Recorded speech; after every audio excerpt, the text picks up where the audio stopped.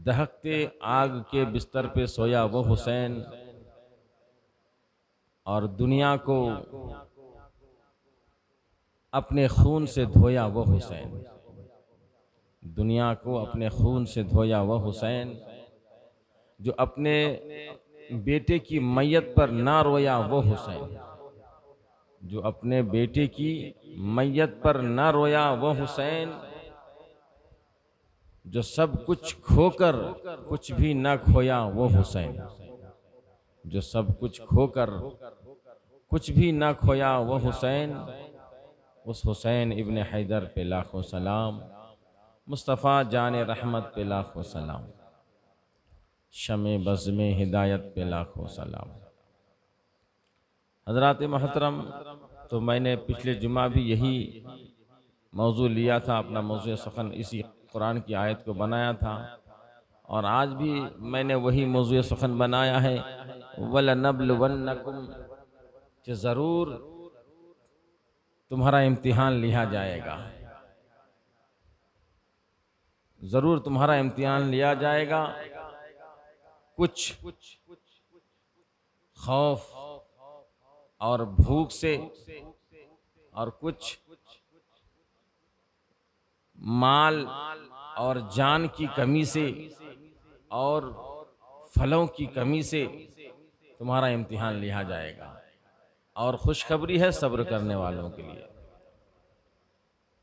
जिसको भूख ने सताया, प्यास ने सताया, लोगों ने तकलीफ दिया, जानी एतबार से नुकसान हुआ, माली एतबार से नुकसान हुआ, खाने पीने में कमी हुई, और फिर सब्र किया, तो अल्लाह तबारक व तआला जो है ऐसों को बहुत बदला अता फरमाता है, जो सब्र करता है। बस वो बशरिस साबिरीन, और खुशखबरी है सब्र करने वालों के।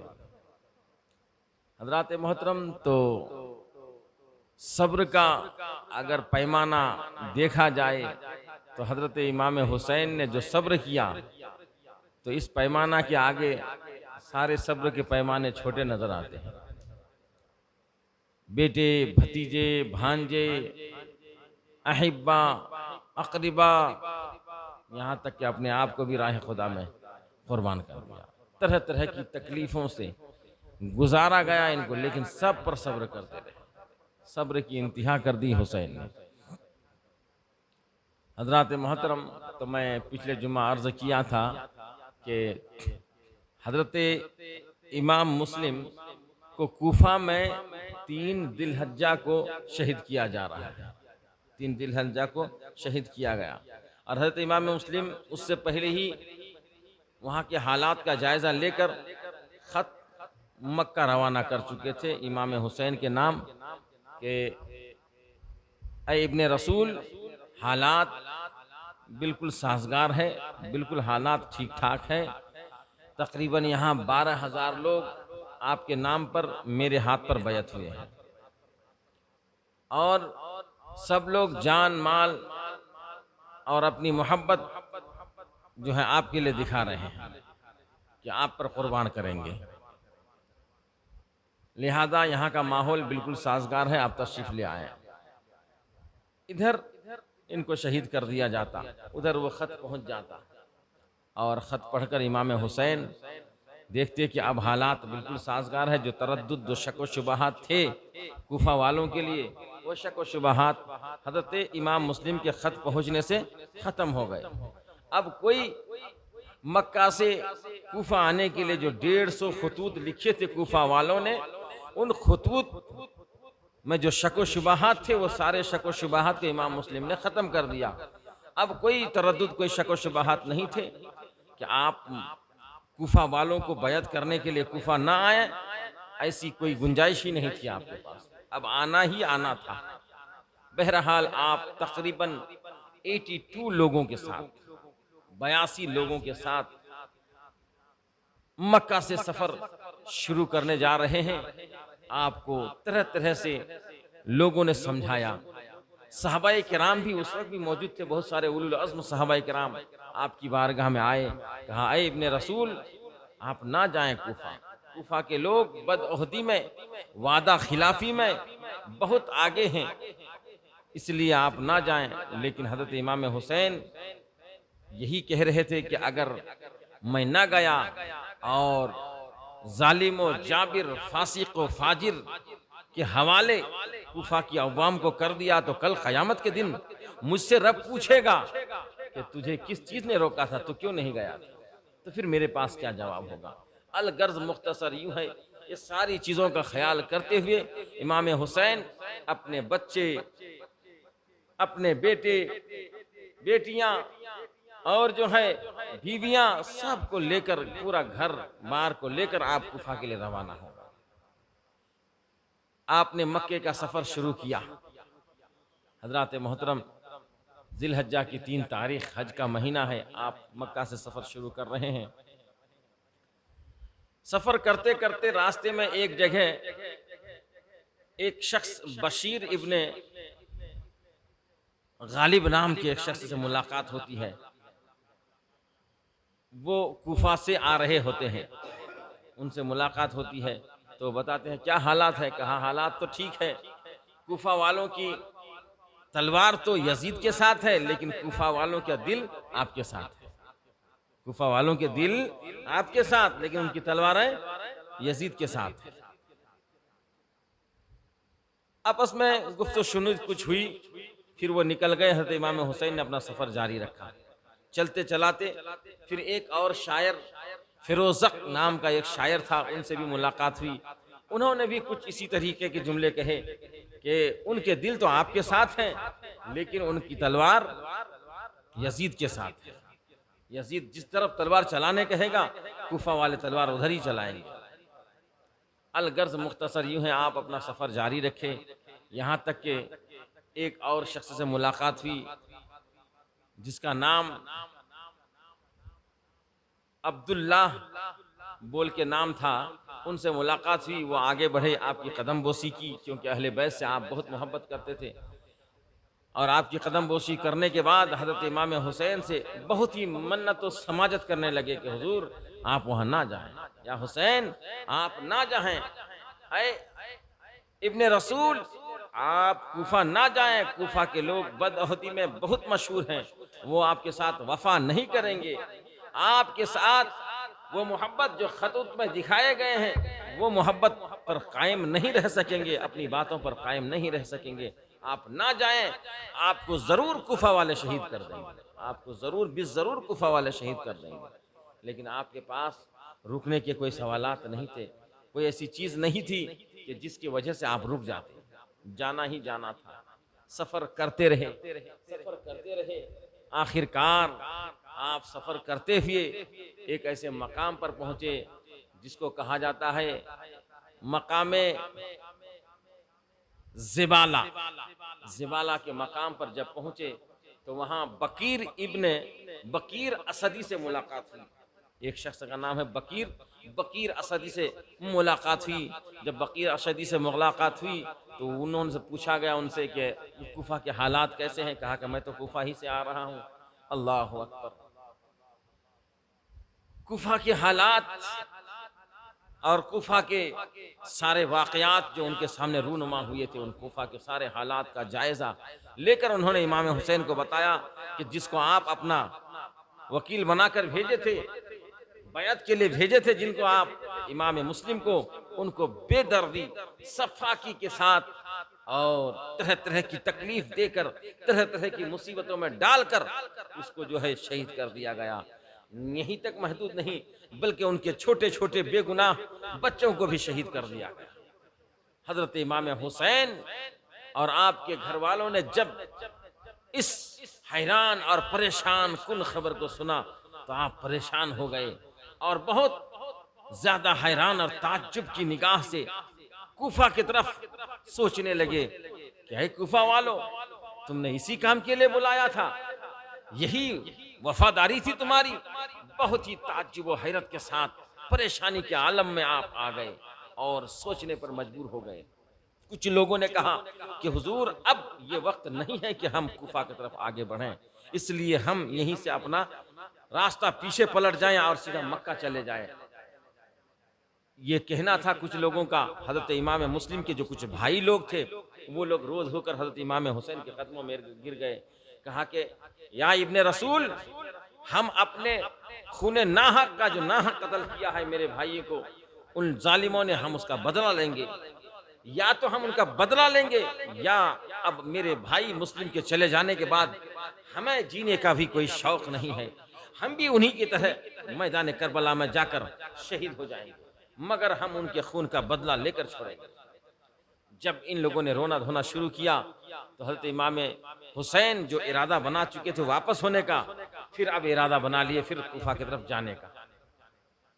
उसके बाद एक मकाम पर ठहराव हुआ और वहाँ जो है आपने रात के वक्त तमाम लोगों को बुलाया और सब लोग इकट्ठा बैठे। बैठने के बाद आपने अल्लाह की हम्द सना बयान की, रसूलुल्लाह पर दुरूद भेजा। उसके बाद कहा कि आप सब लोग मेरे वफादार हैं, सब मुझसे मोहब्बत करने वाले हैं, अब मैं कूफा जाना है, लिहाजा जो लोग यहाँ से अपने अपने गांव अपने अपने इलाके में जाना चाहते हैं तो चले जाइए, मेरे तरफ से पूरी इजाज़त है, कोई गिला शिकवा मेरे तरफ से नहीं है। यहाँ तक से कुछ लोग जो साथ आ गए थे कुर्ब जवार में, गांव देहात से कहीं कहीं साथ हो लिए थे इमाम हुसैन की मोहब्बत में, वो लोग अपने अपने इलाके में अपने अपने गांव में चले गए थे। जितने लोग मदीने से इमाम हुसैन के साथ आए थे वो सब के सब इमाम हुसैन के साथ रहे। अलगर्ज मुख्तसर यूँ है कि हज़रत इमाम हुसैन फिर वहाँ से सफ़र शुरू करते हैं। चलते चलाते सफ़र करते हुए एक मकाम आता है, मकाम जी हशम, कोहे जी हशम यानी जी हशम का पहाड़।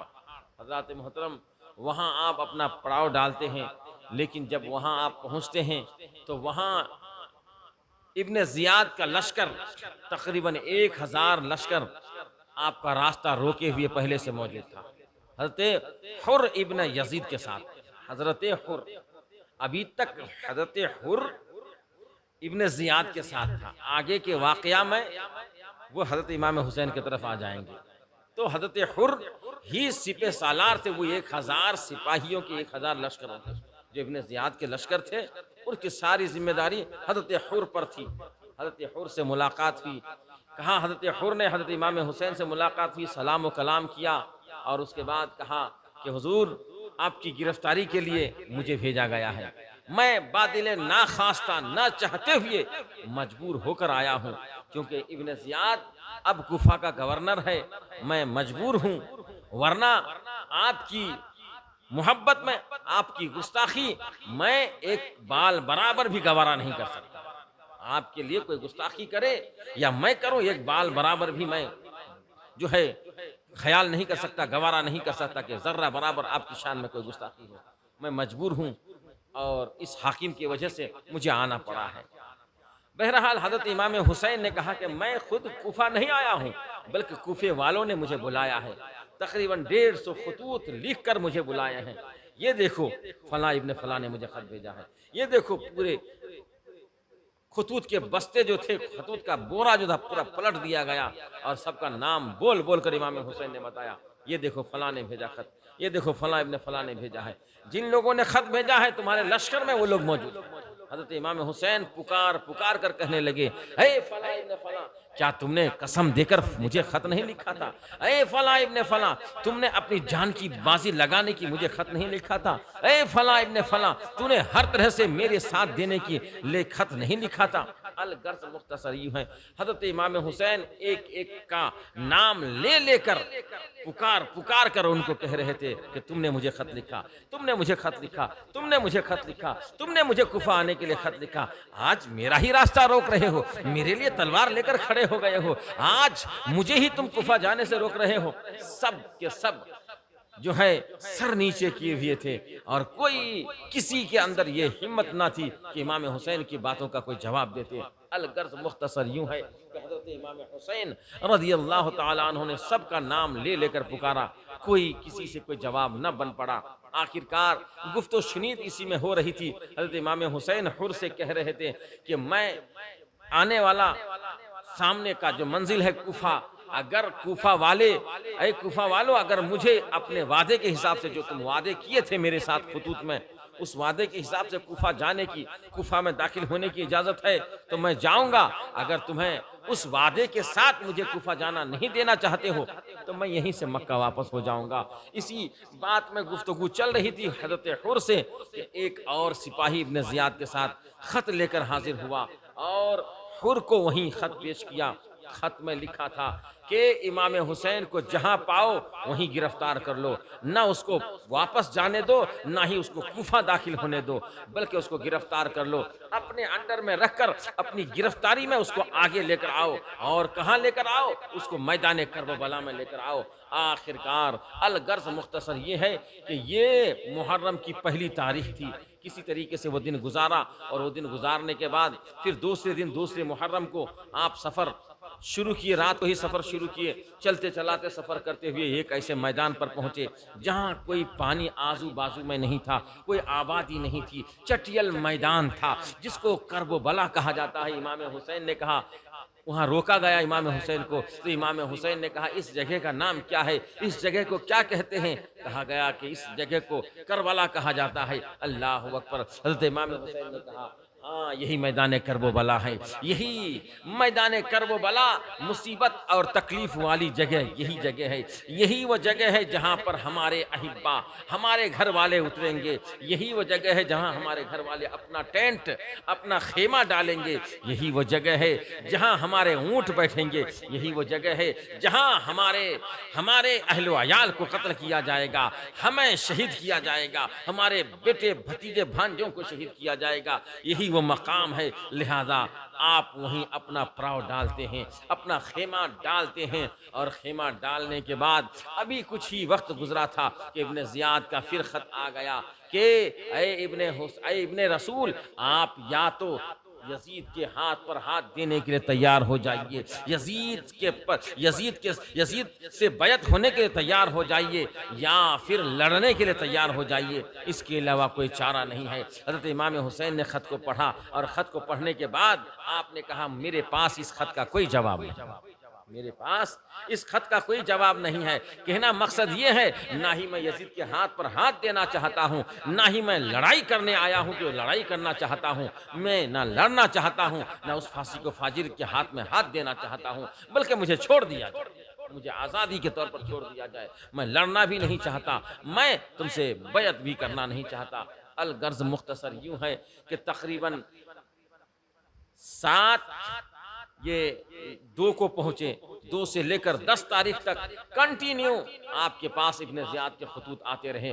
कासिद खत लाता रहा, आपको हर बार कहता गया कि आप यजीद के हाथ पर हाथ दे दीजिए, लेकिन इमाम हुसैन यजीद के हाथ पर हाथ नहीं दिए, क्योंकि आप सोचने लगे कि मेरे पास 2 रास्ता है। एक रास्ता यह है कि मैं यजीद के हाथ पर जब हाथ दे दूंगा तो यजीद मुझ पर अपनी दौलत को निछावर करेगा, यजीद मुझे बाज़ इलाके का गवर्नर बना देगा, यजीद मेरे लिए अपने आप को जो है हर तरह से मोहब्बत, हर तरह से उल्फत दिखाएगा और मेरी इज्जत व एहतराम में कोई कमी नहीं करेगा, बल्कि मेरे ऊपर अपनी जान भी निछावर करने की वो जो है कोशिश करेगा। यहाँ यहीं तक महदूद नहीं, बल्कि मुझे आला मकाम अता देगा और मुझे जो है तरह तरह की दौलतों से नवाजेगा। एक रास्ता ये था। और अगर मैं बैत ना करूं, क्योंकि ये फासिक है, फाजिर है, गुनहगार है, ज़िनाकार है, सूदखोर है, दिगर गुनाहों में डूबा हुआ है, इसलिए मैं यजीद के हाथ पर हाथ न दूंगा। जब यजीद के हाथ पर हाथ न दूंगा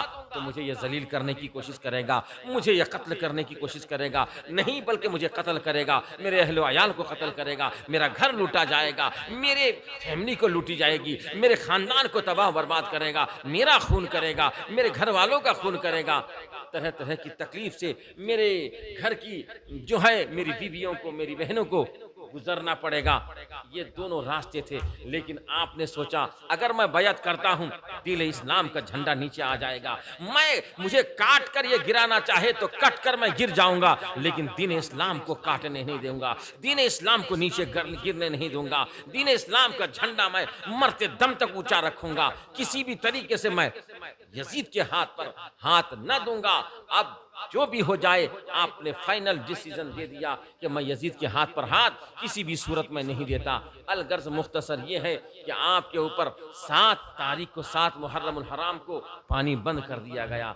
अब नहरे फुरात से हर कोई पानी ले सकता है। सारी दुनिया के चरिंदे परिंदे जानवर इंसान सब के सब उससे पानी पी सकते हैं, लेकिन हुसैन अल्लाह अकबर पानी नहरे फुरात से नहीं ले सकता। हुसैन नहरे फुरात से पानी नहीं पी सकते। 3 दिन हो गए, अब 7वीं तारीख गुजरी, 8वीं तारीख, 9वीं तारीख भी गुजरी। 9वीं तारीख को ही लड़ाई छिड़ जाने वाली थी, लेकिन आपने रोका। उसके बाद 10वीं तारीख की रात आई। 10वीं तारीख की रात को तमाम लोगों को बुलाया, तमाम लोगों को, तमाम मुहिब्बान अहले बैत को बुलाया। बुलाने के बाद आपने जमा करके सबको कहा, देखिए इमाम, मैं हुसैन हूँ, इब्ने रसूल हूँ, मेरी ही तलब है यजीद को, मेरे ही खून के प्यासे हैं इब्ने ज़ियाद, और किसी का खून का प्यासा नहीं है। इसलिए आप में से जितने जो हैं, अंधेरी रात है, जहां जिसको जाना है, आप लोग अपने अपने इलाके में रास्ते से चले जाइए, क्योंकि मेरे बाद किसी को ये इब्ने ज़ियाद तलाश नहीं करेगा, यजीद मेरे बाद किसी को तलाश नहीं करेगा। आप सब के सब चले जाएं। अल्लाह अकबर। सब लोगों ने इकट्ठा होकर कहा, नहीं हुजूर, कुछ भी हो जाए, हम अपनी जान कुर्बान करने के लिए तैयार हैं। हमारे जिस्म में जब तक खून का एक कतरा बाकी है, हम आपके लिए लड़ते रहेंगे। आपके लिए हम अपनी जान तो कुर्बान कर सकते हैं, लेकिन आपको इस करबला के मैदान में छोड़कर, इस मुसीबत में छोड़कर हम बाहर नहीं जा सकते हैं। किसी भी सूरत में हम आपको छोड़कर नहीं जाएंगे। जब सब लोग तैयार हो गए रहने के लिए, तो हज़रत इमाम हुसैन पूरी रात इबादत करते रहे, अल्लाह की रियाजत करते रहे। और अब जब रात गुजर रही थी, इसी रात के सन्नाटे में हज़रत इमाम हुसैन ने अपने बेटे अली अकबर से कहा, बेटा ज़रा मैदान कारज़ार, मैदान करबला का जायज़ा लेकर आओ, मैदान का क्या हाल है, जरा मैदान की खबर लेकर तो आओ। हजरत अली अकबर, अल्लाह अकबर, आपके हजरत अली अकबर 18 साल की उम्र है, आप मैदान कारज़ार में जाते हैं, करबला के मैदान में उसका जायजा लेने के लिए जाते हैं। हजरत इमाम हुसैन के बेटे हैं, और जाने के बाद क्या देखते हैं कि एक पर्दादार खातून है, वो पर्दादार खातून कंकरियों को चुन रही है, वो पर्दादार खातून कंकरियों को चुन रही है। हजरत अली अकबर अपने वालिद मोहतरम के पास आते हैं और अर्ज करते हैं, अब्बा जान, मैं करबला के मैदान में गया, वहां एक खातून, पर्दादार खातून को देखा, जो पर्दादार खातून जो है कंकरियां चुन रही थी। अल्लाह अकबर। हजरत इमाम हुसैन की आंखों में आंसू आ गए, आपने रोना शुरू कर दिया। कहा कि बेटा अली अकबर, तुझे मालूम है वो कौन है? कहा कौन? मालूम नहीं अब्बा हुजूर। हजरत इमाम हुसैन फरमाते हैं, वो मेरी वालिदा मोहतरमा हजरत फातिमा ज़हरा हैं, जो मेरी शहादत की जगह को वो साफ कर रही थी कि कोई कंकर मेरे बेटे को ना चुभे, कोई कंकर मेरे बेटे को ना लगे, कोई कंकर से मेरे बेटे का बदन जख्मी ना हो जाए। अल्लाह अकबर। आखिरकार सुबह होती है। सुबह होने के वक्त जो है, उसके बाद हजरत इमाम हुसैन इत्माम हुज्जत के लिए कि कल मुझे ये यजीदी, ये इब्ने ज़ियाद के जितने लश्कर हैं, ये न कह सके कल क़यामत के दिन कि हमने नहीं पहचाना था कि आप इब्ने रसूल हैं, हम नहीं जानते थे कि आप हुसैन हैं, हम नहीं जानते थे कि आप ही जन्नत के जवानों के सरदार होंगे, हमें मालूम नहीं था। अलगर्ज मुख्तसर मैं अर्ज कर रहा हूँ, इत्माम हुज्जत के लिए इमाम हुसैन अपने खेमे से निकल कर जो है आप मैदान कारज़ार में आते हैं, मैदान करबला में आते हैं, तमाम यजीदियों को मुखातब करके यूँ फरमाते हैं, ऐ यजीदियों, ऐ कूफा वालों, क्या तुम्हें मालूम नहीं, तुम मुझे नहीं जानते हो कि मैं कौन हूँ? आपने अलल ऐलान कहा, मैं हुसैन इब्ने अली हूँ, मैं अली का बेटा हूँ, फातिमा का दिल का टुकड़ा हूँ, और तमाम नबियों में जो आखिरी नबी हैं उस नबी का नवासा हूँ, मुहम्मदुर रसूलुल्लाह का नवासा हूँ। मैं वही हुसैन हूँ जिसके बारे में आकाए दो जहां मुहम्मदुर रसूलुल्लाह सल्लल्लाहु तआला अलैहि वसल्लम ने फरमाया था कि ये मेरा हुसैन हसनैन करीमैन जो है जन्नती जवानों के सरदार होंगे। मैं ही वही हुसैन हूँ जो है आकाए दो जहां मुहम्मदुर रसूलुल्लाह के कंधे पर सवार हुआ करता था।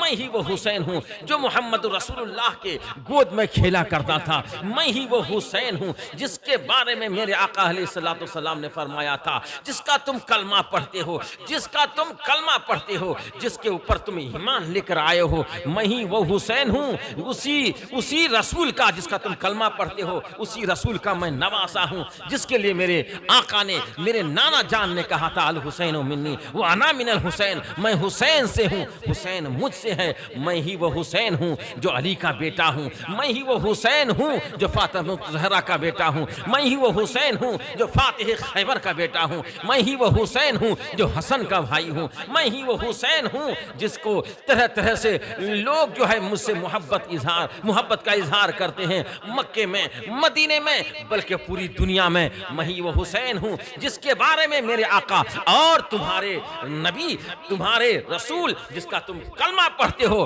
बार बार तुम्हें ताकीद फरमाई है, बार बार तुम्हें ताकीद की है, हुसैन से बुग़्ज़ न रखना, अहले बैत से बुग़्ज़ नहीं रखना, अगर इनसे बुग़्ज़ रखोगे तो तुम्हारा ईमान की खराबी है, क़यामत के दिन तुम क्या जवाब दोगे, तुम्हारे पास कोई जवाब ना होगा। इसलिए मेरे खून का प्यासा मत बनो, मुझे कत्ल करने के दर पे मत आ जाओ, मुझे कत्ल मत करो, मेरे घर वालों को कत्ल मत करो, वरना याद रखो तुम अगर मेरे खून का प्यासा हो गए, मुझे कत्ल किए, मेरे घर वालों को कत्ल किए, तो तुम कल क़यामत के दिन जिस नबी का कलमा पढ़ते हो उसको क्या जवाब दोगे, तुम्हारे पास कोई जवाब नहीं होगा। उन सारे यजीदियों ने यही जवाब दिया, हुसैन हम तुम्हें अच्छी तरह जानते हैं, हम तुम्हारी फजीलत भी जानते हैं, हम तुम्हारी अजमत को भी जानते हैं, हम तुम्हारे मकाम को भी जानते हैं, हम आज तुम्हारी अजमत, तुम्हारी इज्जत, तुम्हारे मकाम को सुनना नहीं चाहते हैं।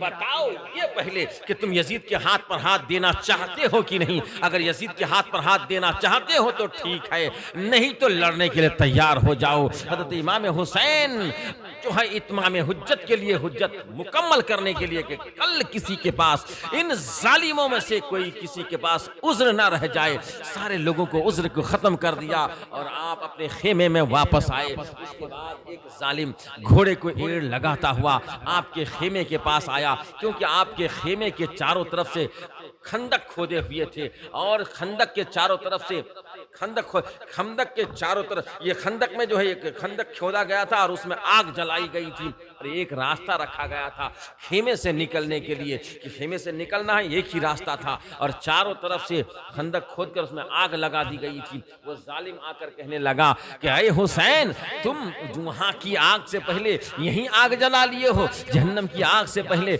यहीं आग जला लिए हो। अल्लाह अकबर। हजरत इमाम हुसैन को जला लाता, बड़ी तकलीफ होती। कहा कि जालिम, तू सोचता है कि मैं जहन्नम में जाऊंगा, तू सोचता है कि मेरा ठिकाना जहन्नम होगा। ए अल्लाह, ए परवरदिगार, ए मालिक बेनियाज, इसको जहन्नम की आग में जला।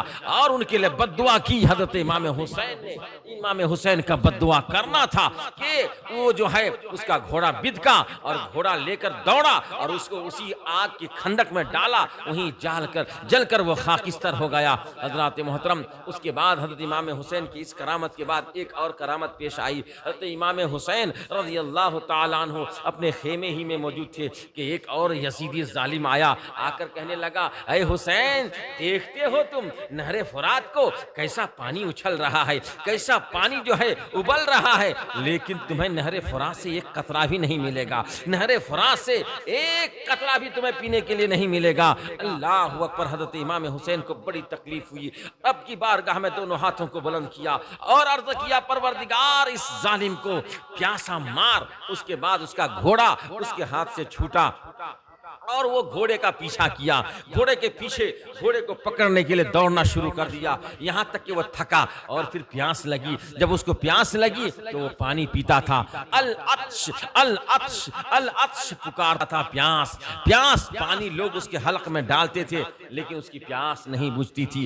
एक कतरा पानी नहीं पी सकता था, एक कतरा पानी हलक से नहीं नीचे उतरता था।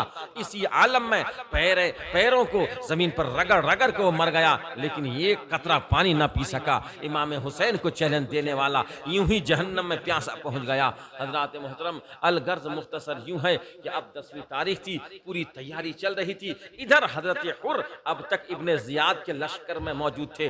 आप सोच रहे थे कि शायद मामला सुलझ जाए, शायद मामला सुलझ जाए, शायद मामला बदल जाए, लेकिन जब भांप लिया हजरत हुर ने कि नहीं, इब्ने जियाद सुनने वाला नहीं है और अब लड़ाई होकर रहेगी, अब इमाम हुसैन को ये लोग शहीद करके रहेंगे, इसलिए अब यजीदी लश्करों से हुर निकल कर अपने घोड़े को एड़ लगाता हुआ फौरन अपने घोड़े को भगाता हुआ इमाम हुसैन के पास आ जाते हैं, इमाम हुसैन के कदमों में अपना सर रख देते हैं और अर्ज करते हैं, ऐ मेरे आका, ऐ मेरे मौला, मुझसे गलती हो गई, मैं नहीं जानता था कि ये सारा मामला आपके साथ पेश आएगा, ये सारी बातें आपके साथ होगी और आपके कत्ल के दर पे हो जाएंगे, ये जरूर आपको शहीद कर देंगे, मुझे मालूम नहीं था, मेरी गलती माफ हो सकती है, मैं माफी चाहता हूं। हजरत इमाम हुसैन ने कहा, जो भी बंदा रब की बारगाह में तौबा करता है तो अल्लाह ताला उसकी तौबा को कबूल फरमाकर उसके सारे गुनाहों को माफ फरमा देता है। अल्लाह अकबर। हजरत हुर अब अपने तरफ से जो है इमाम हुसैन की तरफ से लड़ना शुरू कर देते हैं। अब इमाम हुसैन की तरफ से जो है ये सारी गुफ्तगू इमाम हुसैन के साथ चल रही थी। इसी बीच में यजीदियों में से एक लश्कर मैदान में आया। आने के बाद इमाम हुसैन को पुकार कर कहने लगा, है कोई तुम्हारा ऐसा पहलवान जो मेरे साथ मुकाबला करे? मैदान कारज़ार में आकर चीखने चिल्लाने लगा। हजरत हुर जो है हजरत इमाम हुसैन के कदमों को चूम कर इजाज़त चाहते हैं और अर्ज करते हैं, हुजूर अगर इजाज़त हो तो इस जालिम का मैं खात्मा कर दूं। हजरत इमाम हुसैन उन्हें इजाज़त अता फरमाते हैं। अब हजरत इमाम हुसैन की तरफ से हुर लड़ने के लिए मैदान कारज़ार पहुंचे हैं। अब तक हुर इब्ने ज़ियाद के लश्कर में था, लेकिन अब इमाम हुसैन की तरफ आ गए हैं और इनकी मोहब्बत जो अहले बैत की थी इनके दिल में वो उजागर हो गई, वो जाग उठी। अब इनके तरफ आ गए, क्योंकि इनको दोनों चीज दिख रही थी। जहन्नम की आग भी दिख रही थी, जन्नत के बागात भी दिख रहे थे और इन्होंने फैसला कर लिया कि अगर मैं इमाम हुसैन के साथ देता हूं, उनका साथ देकर शहीद हो जाता हूं, कत्ल किया जाता हूं तो सीधा जन्नत पहुंच जाऊंगा, और अगर इन यजीदियों का साथ देता हूं मुझे दुनिया की दौलत तो मिल जाएगी लेकिन जहन्नम में धकेल दिया जाएगा। जहन्नम की आग मुझे जलाती रहेगी, कयामत तक जलाती रहेगी, कयामत के बाद भी जलाती रहेगी। इसलिए जो है अब मैं फैसला कर लिया है कि इमाम हुसैन का साथ देना है। अलगर्ज मुख्तसर यूं है कि आप इजाज़त चाहते हैं और इजाज़त चाहने के बाद इमाम हुसैन की तरफ से लड़ने के लिए मैदान कारज़ार में पहुंचते हैं। यजीदी लश्कर एक तरफ है और हजरत हुर इमाम हुसैन की तरफ लड़ने के लिए जाते हैं। मुकाबला होता है, उस जालिम का खात्मा कर देते हैं। उसके बाद यजीदी लश्कर में से कई एक लश्कर आ जाते हैं। आने के बाद हजरत हुर पर वो सब के सब एक बारगी हमला कर देते हैं और हजरत हुर यहाँ तक के शहीद हो जाते हैं। अल्लाह अकबर। हजरत इमाम हुसैन की मोहब्बत में हुर ने अपनी जान तो कुर्बान कर दी लेकिन जन्नत में आला मकाम बना लिया। इस तरीके से बहुत सारे वाक़यात पेश आए हैं जो कुर्बो जवार के इलाके के जो लोग मोहब्बत अहले बैत में फिदा हो गए, आए और एक एक करके शहीद होते चले गए। उनमें से एक वाक़या है वहब इब्ने अब्दुल्लाह कल्बी का। इंशाअल्लाह वक्त हो चुका है, अगले जुमा ज़रूर इससे आगे बयान करने की कोशिश करूँगा। वमा अलैना इल्लल बलाग, अस्तगफिरुल्लाह रब्बी मिन कुल्लि ज़ंबिन व अतूबु इलैह, ला हौला वला कुव्वता इल्ला बिल्लाहिल अलील अज़ीम, अशहदु अन ला इलाहा इल्लल्लाह व अशहदु अन्ना मुहम्मदन अब्दुहु व रसूलुहु।